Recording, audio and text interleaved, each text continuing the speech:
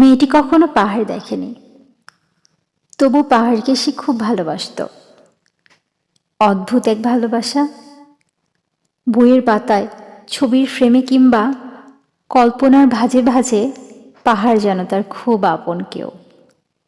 শহরের কোলাহলের মাঝে দাঁড়িয়ে সে যখন চোখ বন্ধ করত, কুয়াশায় ঢাকা পাহাড়, নীরব আকাশ, সবুজে ঢেউয়ের মতো ঢাল ভেসে উঠত তার মনে।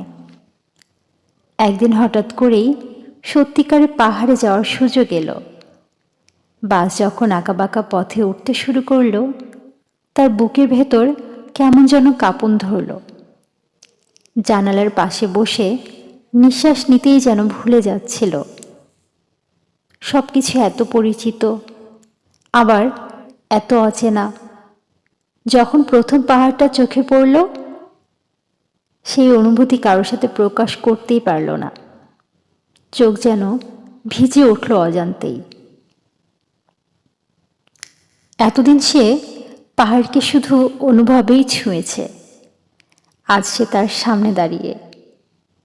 পাহাড় কিছু বলেনি, তবু মনে হলো পাহাড় তাকে চিনে ফেলেছে। পায়ের নিচে শক্ত, বুকের ভেতর নরম এক অনুভূতি। বাতাসের শব্দ, পাখির ডাক, দূরের ঝর্ণার গুঞ্জন, সব মিলিয়ে তার মনে হলো সে নিজের কাছেই ফিরে এসেছে।